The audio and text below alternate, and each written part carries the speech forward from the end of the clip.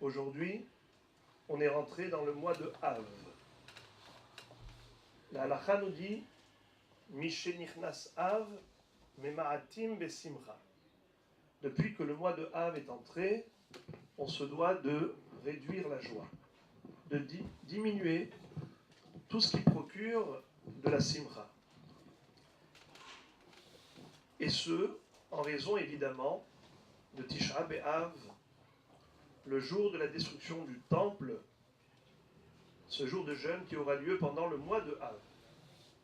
Mais cette ambiance de réduction de simcha, de diminution de la joie, a commencé déjà depuis le jeûne du 17 Tammuz. Cette période s'appelle Ben Hametzarim, entre les frontières, sur la base d'un verset dans le livre de Echa des Lamentations, Kol Rodfeha Isiguha Ben Hametzarim. Tous ces prédateurs l'ont rattrapé entre les frontières, c'est-à-dire que Am Israël, durant cette période, entre le 17 Tammuz et Tisha B'Av, a subi, durant son histoire, les plus grands malheurs. La destruction du premier temple, du second temple, et d'autres catastrophes qui ont parsemé l'histoire juive ont eu lieu durant cette période de Ben Hametzarim. Donc plus on approche Tisha B'Av, et plus s'intensifie l'ambiance de deuil. Mais en réalité,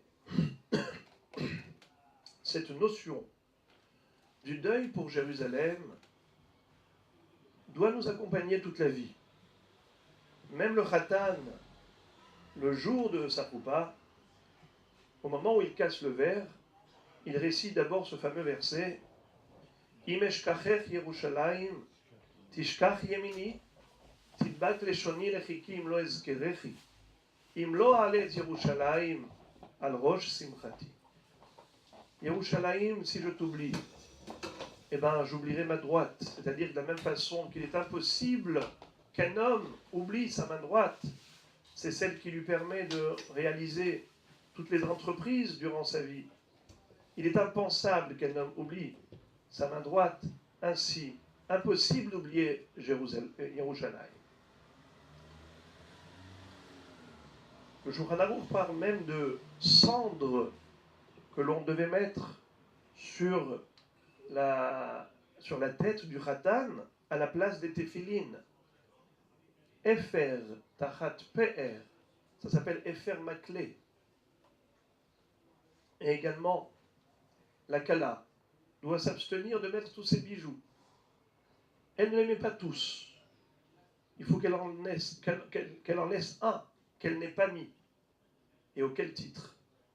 Justement ce qu'on vient de dire, Imeshkachech Yerushalayim. Tant que Yerushalayim n'est pas reconstruite, eh bien notre simcha n'est pas parfaite. Ça se traduit également par une halakha qui concerne celui qui construit une maison.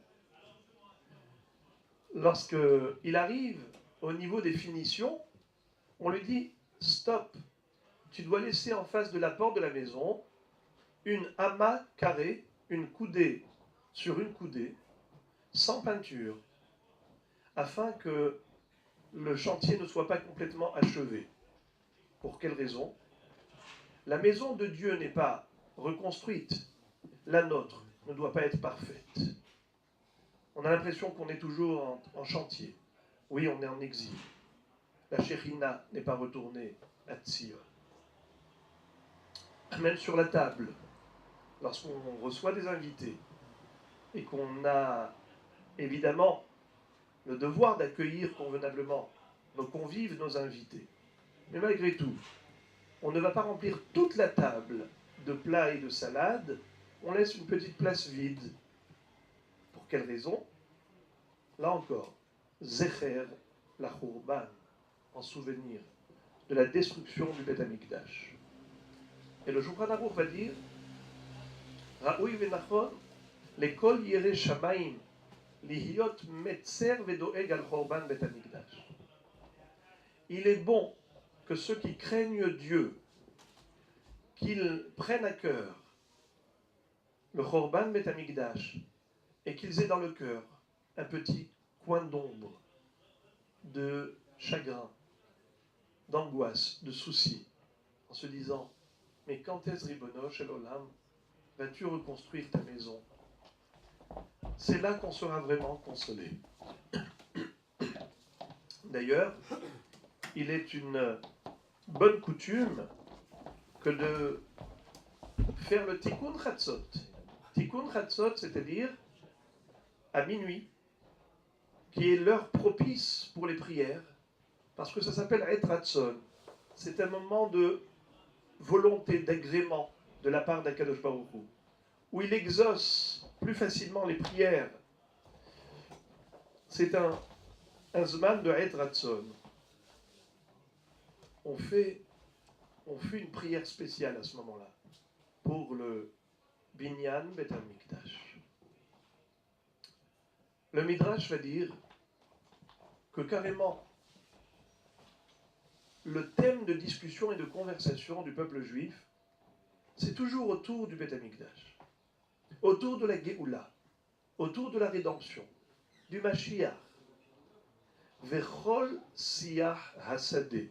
C'est un verset dans Bereshit.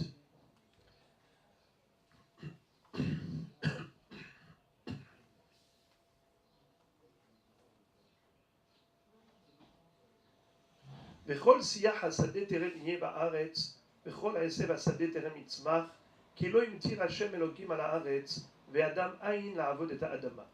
La Torah ici décrit la situation du monde avant qu'il n'y ait de la végétation. Alors, Siyah Hasadeh, ce sont des plantes, des buissons, des petits arbustes, avant qu'ils ne poussent, parce que Akadosh Baruch Hu n'avait pas envoyé encore de la pluie sur terre.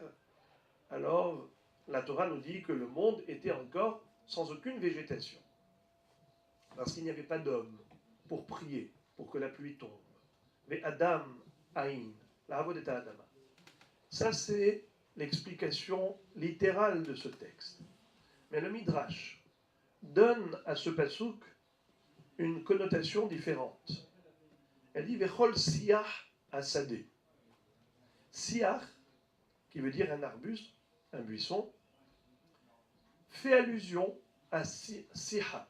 Siha veut dire la parole, le verbe, la discussion, la conversation.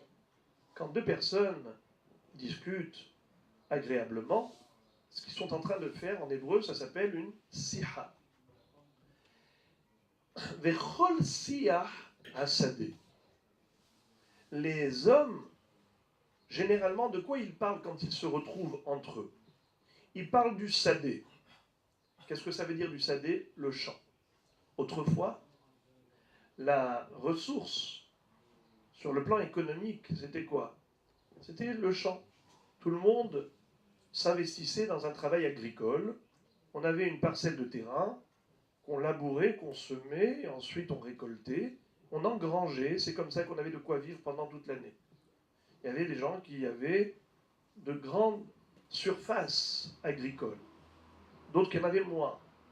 Alors ils discutaient de la qualité du produit agricole, et ainsi de suite. Aujourd'hui, ce n'est plus à la mode. Les gens sont derrière un ordinateur, ils tapotent sur leur clavier, on fait du business, il y a des affaires, et ainsi de suite. Mais le résultat, il est le même. C'est quoi? Parnassa. Donc, autrefois comme aujourd'hui, ou aujourd'hui comme autrefois, les gens, quand ils se retrouvent, de quoi ils parlent? Eh bien, ils parlent business. Ils parlent de Parnassa. Est-ce que le champ a produit ou le champ n'a pas produit? Est-ce que tu as fait un chiffre d'affaires important ou pas? Chômage ou pas chômage? Il y a du travail? C'est la crise économique? C'est le thème central de toutes les discussions des humains. Le commun des mortels est préoccupé par la Parnassa, et donc forcément, c'est le sujet préoccupant et qui est le sujet de discussion. Comme quelqu'un m'a dit, que ce soit l'euro ou le dollar, c'est toujours ce qui intéresse les gens. Il dit Hadollar Melech, Hadollar Malach, Hadollar. Donc, Donc c'est que l'argent et l'argent et l'argent. Combien de dollars, combien d'euros. Mais le Ham Israël, nous dit le Midrash, il a d'autres thèmes de discussion, d'autres pôles d'intérêt, d'autres centres d'intérêt. C'est quoi? C'est le Beth Amikdash. Matai itbane bemikdasha. Quand est-ce que enfin Kadosh Baruch Hu va construire le Beth Amikdash, va nous délivrer de cet exil, va nous envoyer le Mashiach? On attend depuis des millénaires cette rédemption. C'est ça là, ce qui préoccupe Israël. C'est pas uniquement le sadé, pas uniquement l'argent.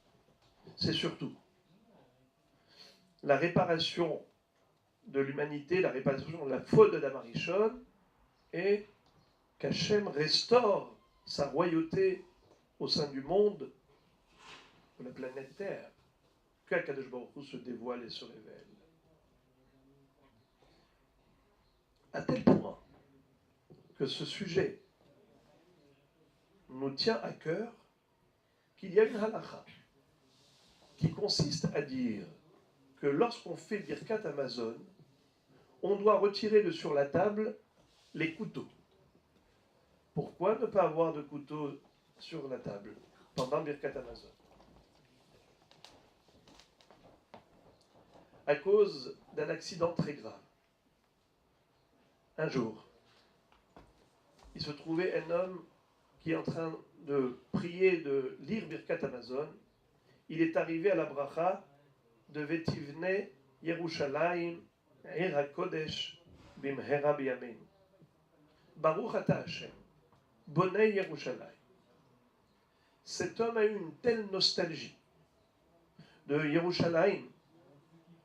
Il a eu tellement de chagrin en réalisant la galoute, l'exil dans lequel patauge Israël.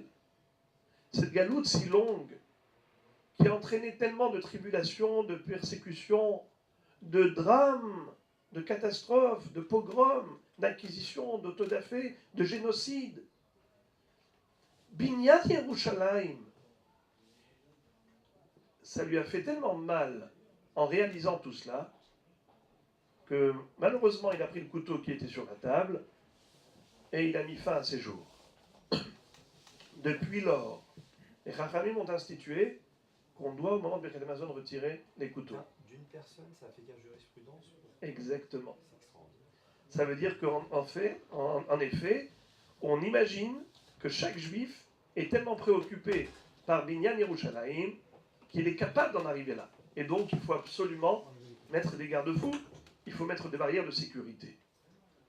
Je ne sais pas si aujourd'hui on peut dire qu'il y a un risque pareil, parce que peut-être que les gens lisent même sans savoir ce qu'ils lisent, ou ils ne sont pas suffisamment conscients. En tout cas, voilà comment c'était autrefois. Parce que le Beth Amikdash représente pour le peuple juif son cadre de vie. Nous le disons lors de l'une des bénédictions sur la Haftara. Après avoir lu la Haftara le Shabbat, on prie Dieu en lui disant Rachem al Tzion, ki hi bet chayenu, vela'aluvat nefesh toshia bimhera biyamim. Et pitié de Tzion. C'est notre maison de vie, c'est notre milieu ambiant, c'est notre cadre de vie.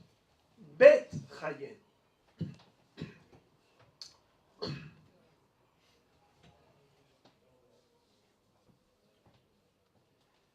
Bet Hayenu, pourquoi? Parce que le Bet Amikdash représente le point de jonction entre le ciel et la terre. Enze ki im bet Elohim veze sha'ar hashamayim. Notre patriarche Yaakov, lorsqu'il a passé la nuit dans le Har HaMoriah, il a eu une révélation extraordinaire. Il a vu une échelle dont les pieds étaient posés à terre et le sommet atteignait le cœur du ciel. Sulam utzav arza berosho magia hashamayma veine malach Elohim olim yordim bo. Des anges qui montaient, qui descendaient. Et Akadosh Baruch Hu lui est apparu et va lui faire des promesses de bonheur à profusion pour lui et toute sa descendance. C'est là que Yaakov Avinu va également entrevoir les 4 exils. Hachem va tout lui révéler. Quand il se réveille avec des frissons en disant Manora Hamakom Azeh, combien ce lieu est redoutable. C'était le mont Moria. Le Har Moria, c'est celui sur lequel le Beth Amikdash va être construit plus tard. Il va dire Enze ki'im bet Elokim, veze sha'ar shamayim. C'est la maison de Dieu, c'est la porte du ciel. C'est-à-dire qu'au travers du Beth Amikdash, le ciel et la terre se joignaient. En d'autres termes, toutes les bénédictions que Dieu déverse dans le monde, sur l'humanité, ça passait par le Beth Amikdash. Au point où les Chachamim vont nous dire que depuis la destruction du temple, Nital Ta'am Aperot, Misheharav Hamikdash, Nital Ta'am Aperot. Même les fruits ont perdu leur saveur, le bon goût, les belles couleurs, la bonne odeur, les bonnes saveurs du goût du fruit, même ça a été atténué, considérablement réduit depuis la destruction du Beth Amikdash. Même au niveau de la vie matérielle, on n'a plus la même bracha. Même la beauté. Chachamim nous disent que il y a 10 doses de yofi, la beauté que le monde a reçue. Figurez-vous que c'était réparti ainsi. Tisha natla Yerushalayim ve'echad kol haolam kulo. Sur les 10 doses de beauté, Yerushalayim a reçu 90%. Il n'y a que 10% qui avaient été répartis ailleurs. Mitzion miklal yofi. Tzion, c'était le centre de la beauté. Et le Passouk va dire, dans le livre de Echa, Bene Tzion haikarim hamesulaim bapaz shemeganim et apaz beyofia. Les enfants de Jérusalem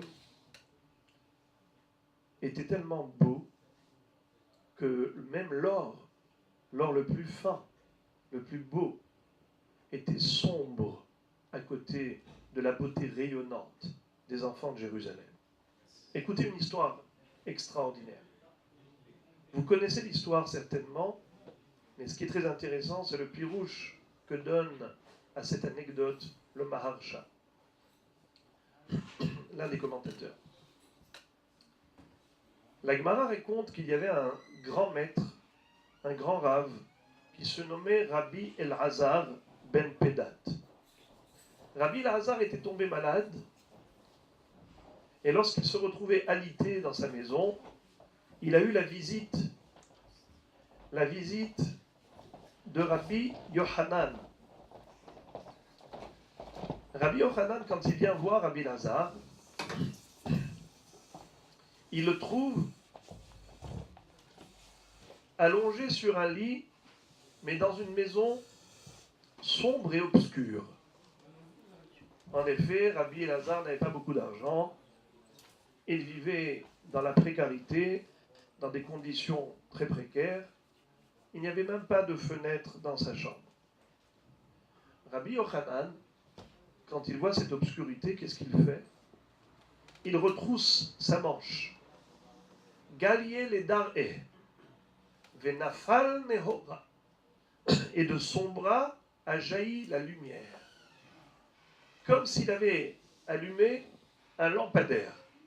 Rabbi Yochanan, de son bras, il éclaire la pièce, la chambre. Et du coup, qu'est-ce qui se passe? Rabbi Elazar, qui était alité, éclate en sanglots. Il se met à pleurer. Rabbi Yochanan, qui était venu lui rendre visite à ce malade, Rabbi Elazar, il lui dit: pourquoi pleures-tu? Est-ce que tu pleures parce que tu vis dans des conditions de pauvreté? Sache que ce n'est pas donné à tous de pouvoir jouir des deux mondes, Olam Hazeh et Olam Haba. Lo kol adam zoché lishte shulchanot. Toi, Baruch Hashem, tu as mérité de t'investir dans l'étude de la Torah, l'accomplissement des mitzvot. Tu as certainement une récompense dans l'Olam Haba qui t'attend. Ce n'est pas grave si sur le plan Parnassa, tu n'as pas une grande réussite. Peut-être pleures-tu parce que tu considères que tu n'as pas étudié suffisamment de Torah. Tu aspires à plus. Mais sache, mon ami, Shaninu et Hadamarbe ve Hadamamait, bilvat shechaven libola shamayim. Qu'on étudie beaucoup ou peu, le principal c'est de faire le maximum. C'est de donner tout son cœur à Dieu. C'est de dire, Ribono Shel Olam, la Torah c'est le courrier que tu nous as envoyé. On s'investit pleinement pour essayer de comprendre ta volonté au travers des lignes de la Torah. Donc, tu n'as rien à te reprocher. Pourquoi tu culpabilises? Alors Rabbi Elazar répond à Rabbi Yochanan et il lui dit, Rabbi Yochanan, je ne pleure ni pour le problème de Parnassa, ni pour un manquement au niveau de l'étude. La raison pour laquelle j'ai pleuré, c'est parce que, en voyant ta beauté, en voyant cette lumière qui émane de toi, j'ai pleuré parce que je me suis dit qu'un jour, cette beauté va disparaître. Le jour où tu quitteras ce monde, tu vas te retrouver sous la terre. Haval al haïchoufra, des balais be'ara. Dommage pour cette beauté qui va se retrouver, disparaître sous la terre.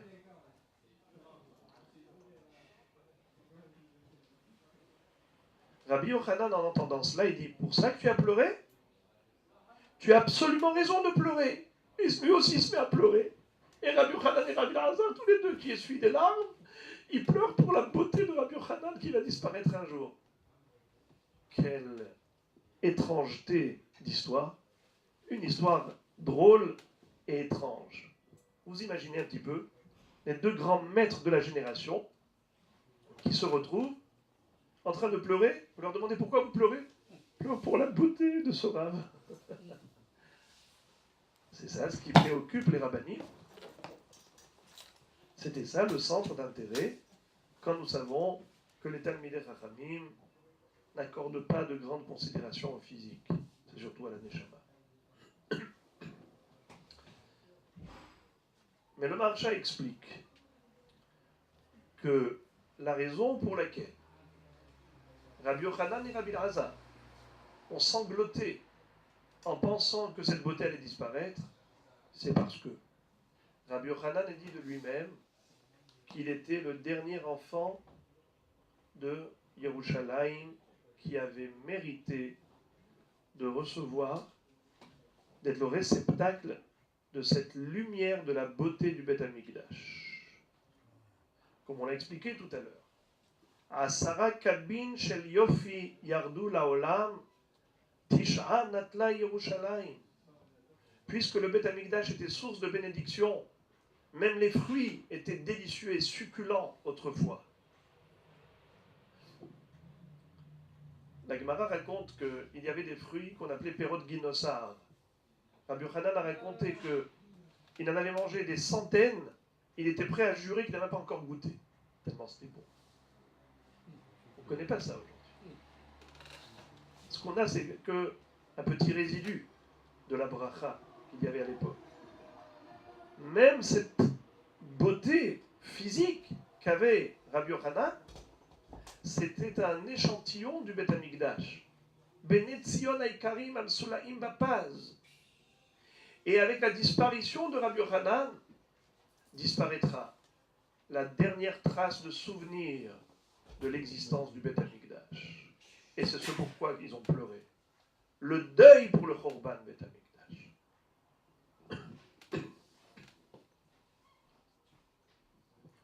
D'ailleurs, Rabbi Yochanan lui-même va dire dans Maseret Souka, page 55, malheur aux nations du monde qui ont détruit le Beth HaMikdash, ils ne savent pas ce qu'ils ont perdu. À l'époque, on offrait pendant la fête de Sukkot 70 bœufs, Shivein Parim, Et à quoi il servait? À être porteur d'expiation, même pour les fautes des 70 nations. S'ils savaient que grâce au Beth Amikdash, ils étaient bénéficiaires de tant de bénédictions, au lieu de le détruire, au contraire, ils auraient mis des gardiens autour pour le protéger. Or, il a umot chez Avdou, ve'enam yodaim ma chez Avdou. בזמן שבית המקדש קיים, מזבח מכפר עליהם, ועכשיו מי מכפר עליהם? Lorsque nous voyons des tsunamis ou des catastrophes qui ont lieu ici et là, des catastrophes naturelles, des ouragans et toutes sortes de choses qui arrivent dans le monde, à l'époque du Beth Amikdash, même les peuples, les nations du monde étaient protégés grâce à lui. Tout ce que je vous ai dit là maintenant, c'est pour réaliser un tant soit peu ce que nous avons perdu. En réalité, c'est beaucoup plus que cela. Et on y passerait des heures et des heures à décrire ce que nous avons réellement, malheureusement perdu. Ce kécher avec la Shekhinah, ce contact avec Dieu, ce contact permanent que nous avions avec lui. Et d'ailleurs, c'est l'un des psukim dans la Megillat Echa, dans le livre des Lamentations. Al ele ani bochia.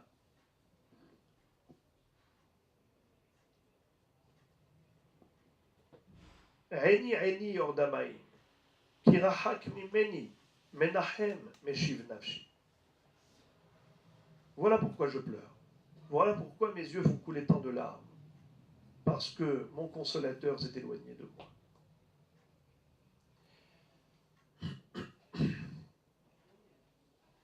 Ça, c'est un constat. C'est la raison pour laquelle nous sommes en deuil. Mais la question est de savoir, pleurer pour le passé, est-ce que c'est le but? Est-ce que c'est suffisant? Ou bien, pleurer pour le passé, ce n'est qu'un moyen pour nous de réaliser combien nous avons été perdants et par conséquent, combien nous avons intérêt à tout faire pour mériter la reconstruction d'Yerushalayim et Beth Amikdash et Mashiach Tzidken. Si c'est ainsi, alors la réflexion qui doit nous accompagner pendant ces 3 semaines, depuis 17 Tammuz jusqu'à Tisha B'Av, en particulier à partir d'aujourd'hui, Rosh Chodesh Av, c'est de se dire, mais qu'est-ce qu'on peut faire pour qu'Akadosh Baruch Hu veuille nous offrir cette Géoula, qu'on puisse mériter la reconstruction de Beth Amikdash. Alors c'est là que nous allons réfléchir à ce que nous enseigne la Gemara dans Masechet Yoma. La Gemara nous dit que on a eu 2 Beth Amikdash et tous les 2 ont été détruits. Mikdash Rishon et Mikdash Sheni. Mikdash Rishon mipnei Macharav. Le premier Beth Amikdash, à cause de quoi a-t-il été détruit? La Gemara nous enseigne que c'est à cause de 3 averot, 3 fautes très graves. Avodah Zara, Giloy Arayot et Shfichut Damim. L'idolâtrie, la débauche et le crime. Malheureusement, à l'époque, Am Israël avait connu un tel déclin spirituel qu'il en est arrivé là, à transgresser les avérotes les plus graves. Akadosh Baruch Hu, donc, ne se complaisait plus au sein d'Israël. Il leur a dit, je ne veux plus habiter parmi vous. Je détruis ma maison. Mais ces fautes étaient tellement graves qu'ils ont compris le message divin. 70 ans seulement a suffi pour mériter la reconstruction du second temple, parce qu'ils ont fait Teshuvah. Nidgala Avonam, Nidgala Kitzam. Par contre, le deuxième, Beth Amikdash, a été détruit à cause de quoi, nous dit la Gemara? À cause de Sinat Chinam. À cause de Sinat Chinam. À cause de la haine gratuite. La haine gratuite, nous dit la Gemara, Lo nidgala avonam, lo nidgala kitzam. C'est-à-dire, cette faute n'a pas été révélée, n'a pas été dévoilée. C'est pourquoi le Ketz Hagalut, la fin de cet exil non plus, n'a pas été dévoilée. Quel est le sens de cette phrase? Mais pourtant, la faute a été bel et bien révélée. On nous dit que c'est pour Sin Atrinam. Que veulent dire Chachamim quand ils nous disent que la faute du deuxième temple n'a pas été dévoilée? Et c'est pour cela qu'on n'a pas encore connu la reconstruction. Mais on sait que c'est pour Sin Atrinam. Réponse, c'est que les gens s'imaginent que même s'ils ont de la sina, de la haine, mais elle n'est pas gratuite. Personne ne se soupçonne d'avoir de la haine gratuite, parce que tout le monde se justifie. Chacun trouve une bonne raison pour accuser un tel et condamner un tel. Alors c'est pas de la sinatrina. Donc malheureusement, même si on sait dans la théorie que c'est à cause de la haine gratuite, mais on n'arrive pas à faire teshuva là-dessus. Parce qu'on s'imagine toujours que moi je ne suis pas concerné personnellement. Puisque moi je ne hais pas gratuitement, j'ai toujours des bonnes raisons pour le faire. Or, pourquoi c'est gratuit? Si on se justifie tous, comment qualifier cette haine de gratuite? Un bel exemple qui a été donné à ce propos, imaginons par exemple que j'ai un appareil, un petit appareil qui coûte 100 €. Il était posé ici, quelqu'un est venu à bousculer la table, il est tombé par terre.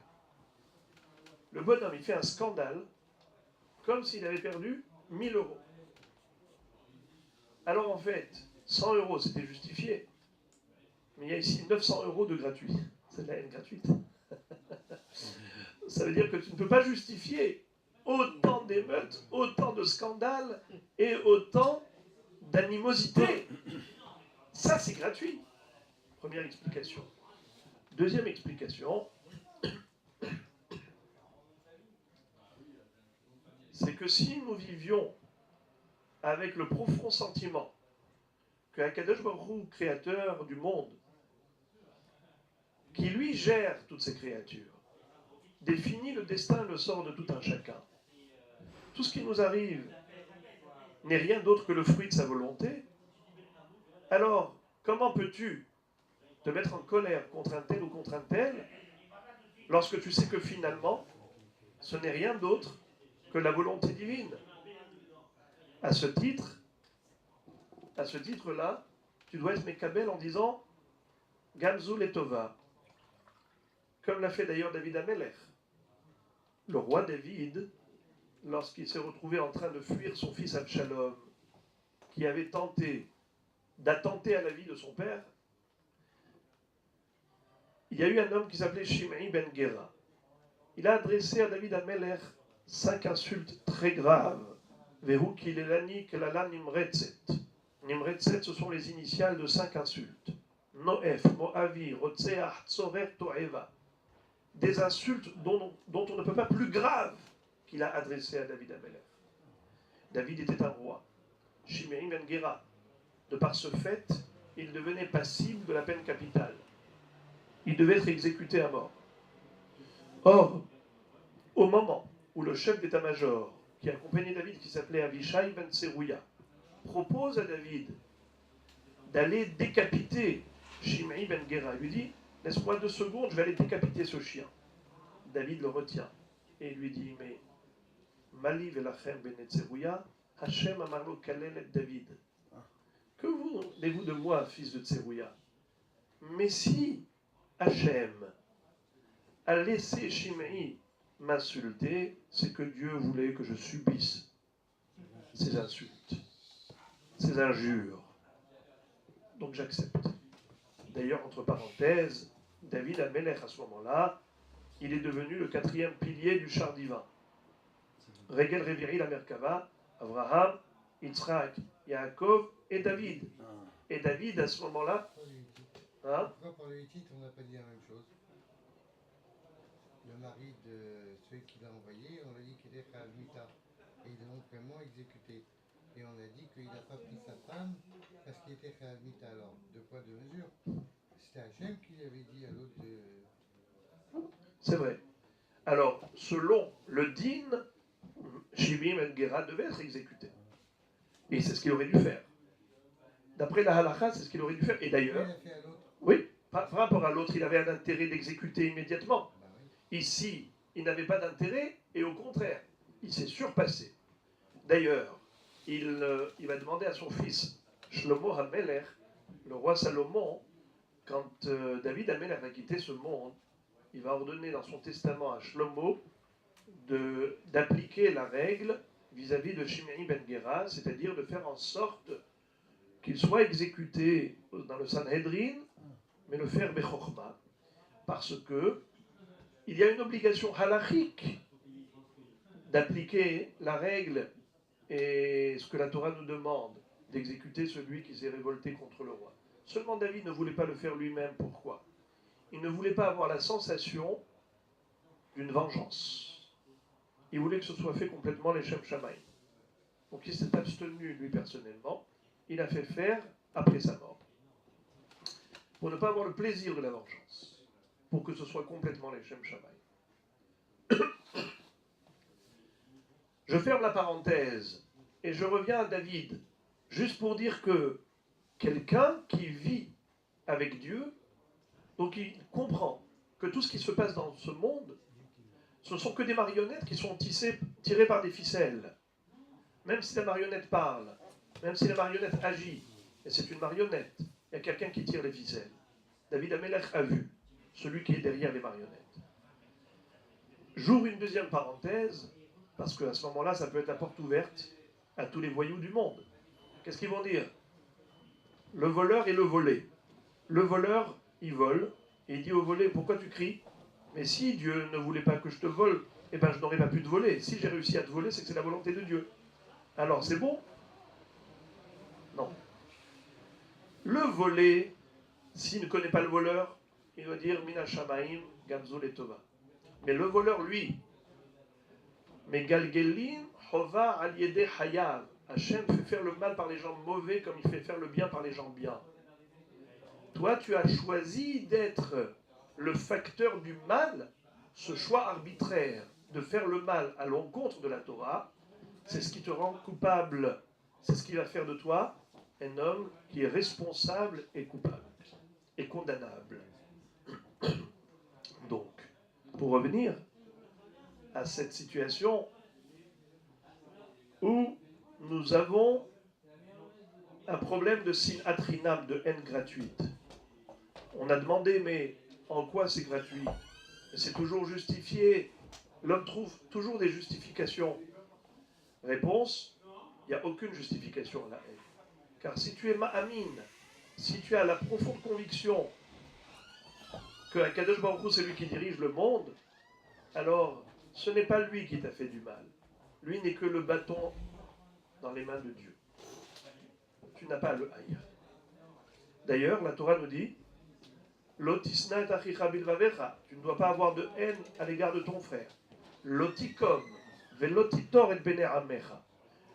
Ne te venge pas. Ne garde pas rancune. Ve'ahavta lireacha kamocha. Tu aimeras ton prochain comme toi-même. Qui? Même celui qui t'a fait du mal. Celui duquel tu veux te venger. C'est extraordinaire.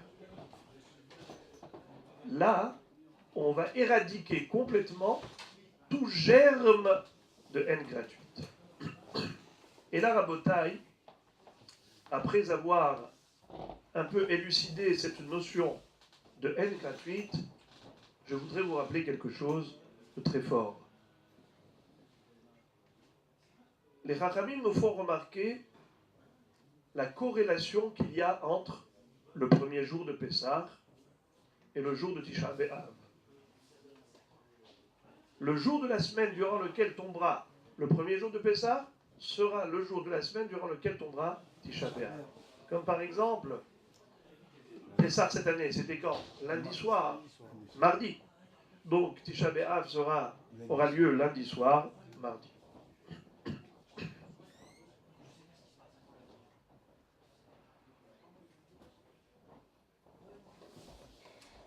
quel est le rapport entre les deux? Ma Kesher. Quel est le rapport entre Tisha B'Av et Pessah? D'ailleurs, il y a un midrash qui dit Isbi'ani b'merorim hirvani la'ana. Dieu m'a donné à manger du maror à Pessah. Il m'a fait boire une boisson amère à Tisha B'Av. Dans le plateau du Seder de Pessah, on met un œuf. Qu'est-ce que fait l'œuf à l'intérieur de ce plateau du Seder? L'une des raisons, c'est que l'œuf, c'est l'aliment que l'on donne à manger à un endeuillé. Comme la roue qui tourne. Le deuil, c'est une roue qui tourne. Personne n'y échappe. Et comme l'œuf n'a pas d'ouverture, ainsi l'endeuillé n'ouvre pas sa bouche. Il garde le silence. Alors on met dans le plateau du Seder l'œuf pour rappeler que à Pessah, on se doit de nous souvenir de la destruction du temple. À Pessah, pourquoi? C'est très simple. Puisque Pessah, c'est le Zman de la Géoula. Ben Nissan nig'alu Israël, ou Ben Nissan atidin lehigael. C'est en ce mois-ci qu'Israël a connu la première rédemption, et c'est en ce mois-ci que nous espérons connaître la dernière délivrance. Le Ben Ishraï nous dit qu'étant donné que notre profonde aspiration pendant la nuit du Seder, c'est de mériter la Géoula en chantant les Shana Habba'a Birushalayim Habenouya, les Shana Habba'a Be'ar'ad et Israël Benehorin, on souhaite vivement et ardemment nous retrouver enfin libres en Eretz Israël.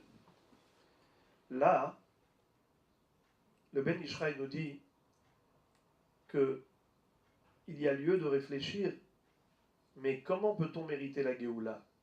Si la galoute est le fruit d'une faute qui a entraîné la destruction du temple et la galoute d'Israël. Et comme on l'a dit, c'était la Sin Atrinam. Peut-on imaginer qu'il y ait reconstruction sans réparation de la faute? Pourtant, le Yerushalmi va dire Kol dor, shelo nivna bet hamikdash beyamav, ke'ilu neherav beyamav. Toute génération qui n'a pas connu la reconstruction, c'est comme si elle avait vécu la destruction. Pourquoi? Car la même faute qui a déclenché le Khorban Bet Hamikdash, la destruction, c'est cette même faute qui empêche la reconstruction. Donc si on n'a pas encore mérité le Binyan Bet Hamikdash, c'est comme si on a vécu le Khorban. À ce titre, nous dit le Ben Ishraï, nos maîtres ont institué pendant la nuit du Seder 2 trempages. Le trempage de Karpas, Bememelach, le Karpas dans l'eau salée, et le Maror dans le Haroset. Pourquoi ces 2 trempages? Évidemment, on connaît l'interprétation classique, mais le Ben Ishraï rajoute quelque chose de fabuleux, et il dit que le premier trempage rappelle ce qui a entraîné la galoute en Égypte. Et le dernier rappelle le trempage qui a déclenché la délivrance de Galout Mitzrayim. Comment ça? Comment les bénis Israël sont arrivés en Égypte? On s'en souvient. Lorsque Yosef avait été jalousé par ses frères, ils l'ont dépouillé de sa tunique, ils l'ont jeté dans un puits de serpents et scorpions, et ils ont trempé la tunique dans le sang d'un bouc qu'ils avaient égorgé. Vaïtbelou et akoutonet badam. Sous-entendu que la galoute a commencé en Égypte à cause de ce trempage. Car Yosef, vendu par ses frères comme esclave, il arrive en Égypte, et c'est là que finalement il va devenir le vice-roi. Pendant les années de famine, il va inviter son père à descendre en Égypte avec toute sa famille. C'est là que démarre Galout Mitzrayim. Mais à quel moment ils ont quitté l'Égypte? Au moment où ils vont tremper Ulkartem agudat ezov utvaltem badam asher basaf. Vous prendrez un bouquet d'hysope que vous plongerez, vous tremperez dans le sang d'un agneau pascal. C'est comme ça que vous allez colorer, teindre les poteaux et linteaux des maisons juives, afin que Dieu ne épargne les aînés juifs. Il ne frappe pas les premiers-nés d'Israël comme il va frapper les premiers-nés égyptiens. C'était la nuit du 15 Nissan. C'était le moment de Yetziat Mitzrayim. Que signifie le karpas dans l'eau salée et que signifie le maror dans Charoset? Écoutez bien combien c'est très beau ce que dit le Ben Ishraï. Il dit karpas, c'est la contraction de deux mots. Karpas, ketonet passim. La tunique rayée de Yosef. Dans l'eau salée, parce que l'eau salée, ça représente les larmes qui coulent sur les joues. Les larmes, c'est de l'eau salée. Yaakov Avinu a pleuré pendant 22 ans à cause de cette haine gratuite. Les Bnei Israël ont pleuré pendant 210 ans en exil en Mitzrayim à cause de cette haine gratuite. Karpas bemem melach. Pour qu'on réalise qu'est-ce qu'on a payé cher pour cette sinatrina. Mais Akadosh Baruch Hu nous dit comment vous allez faire pour sortir d'Égypte. Prenez un bouquet d'hysope. Qu'est-ce que c'est que l'hysope et que veut dire un bouquet? L'hysope, c'est un petit buisson. On devait prendre quelques branches de ce petit buisson et en faire un bouquet. Et ensuite le tremper dans le sang de l'agneau pascal.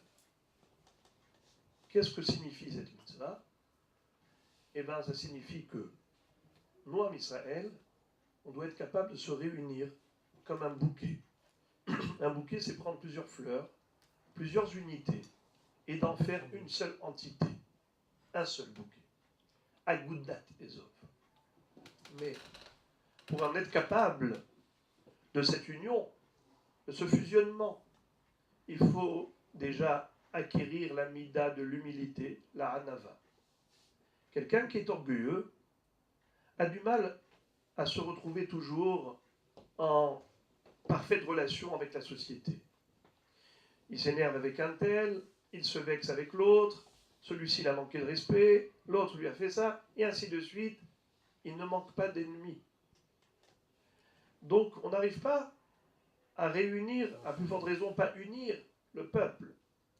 Pour y arriver, il faut se faire petit comme le Ézov, comme le petit buisson. D'ailleurs, le lépreux devait amener un bois de cèdre et une branche d'hysope. Pourquoi? On lui dit, tu as parlé du lachon hara des autres, parce que tu te sentais très haut, très grand, très fort, supérieur aux autres. Grand comme un cèdre. Sache que tu es aussi petit qu'un buisson. Voilà comment, nous dit le Ben Ishraï. Les Chachamim ont tenu à ce que pendant la nuit de Pessah, durant laquelle nous exprimons à Dieu notre souhait ardent de voir enfin la délivrance, et bien Chachamim nous ont permis de réfléchir au comment mériter la délivrance par le biais de la réparation de la haine gratuite, en réalisant que c'est dramatique que de laisser ce microbe se développer entre nous. Il faut absolument l'éradiquer par le biais de justement l'union au sein du peuple. Pardon? Le sang du Corban Pessah, de l'agneau pascal. Alors, vous avez bien fait de me poser la question. C'est parce que l'agneau pascal revêt 5 dimensions. Plutôt 5 critères halachiques qui fusionnent et qui convergent en le même point qui est celui de l'union. Regardez ça. Le thème principal de toutes ces lois, c'est la achdout, l'union.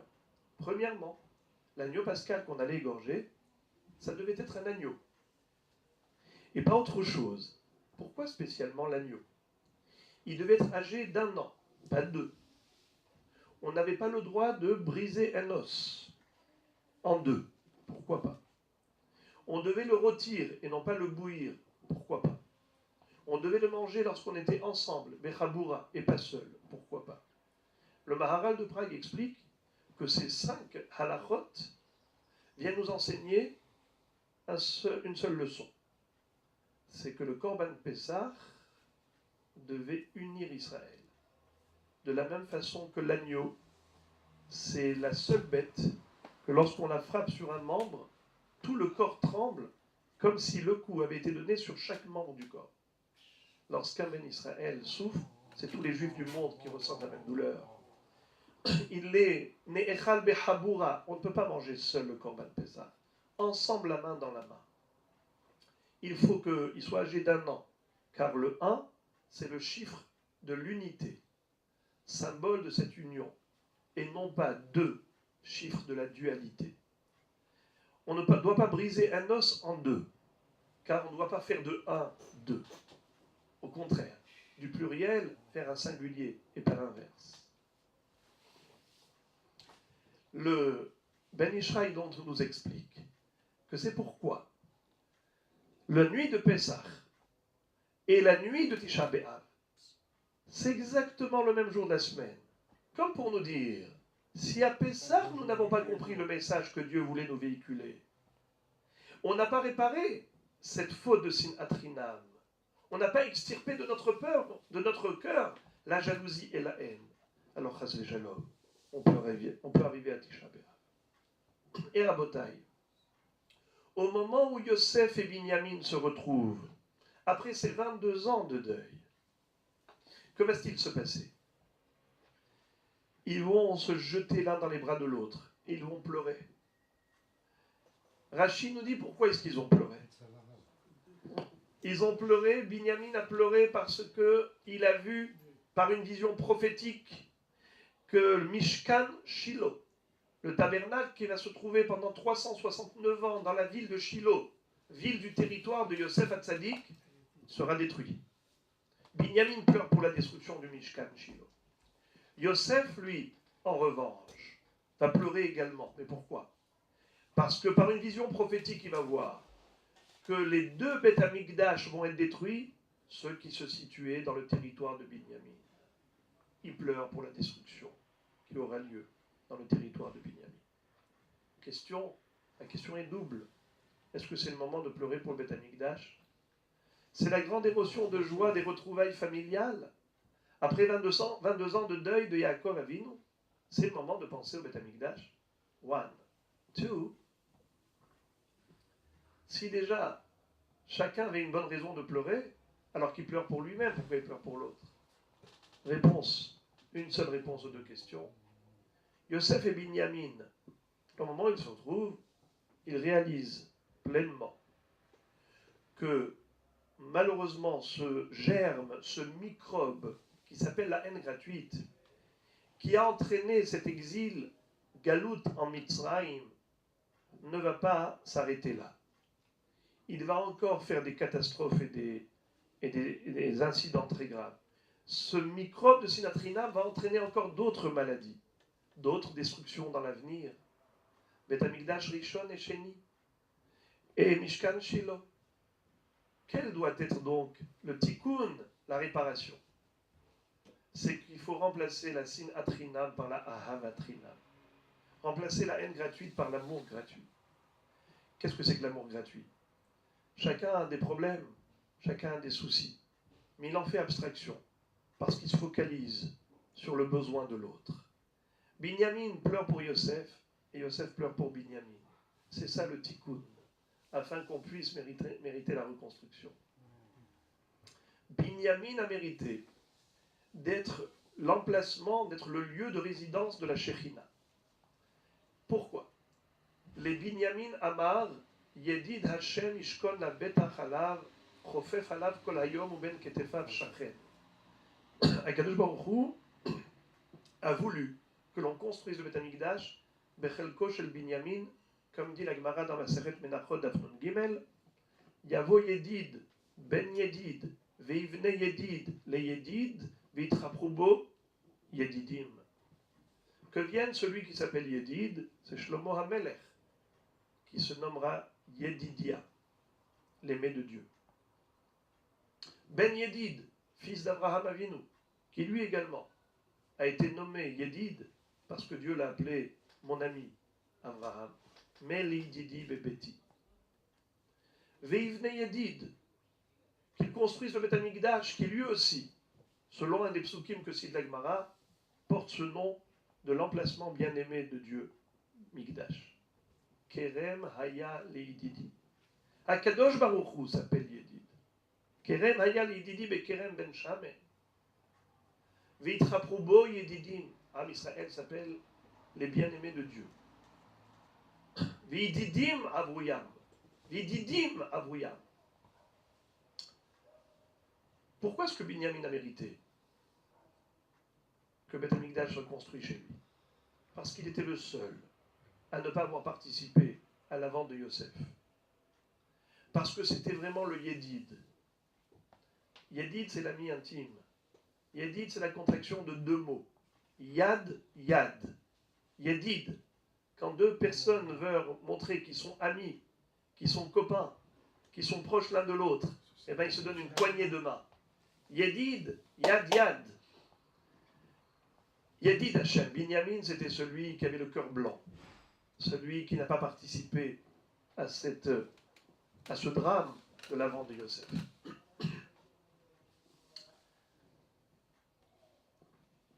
On raconte que l'emplacement précis du Beth Amikdash était autrefois une grange.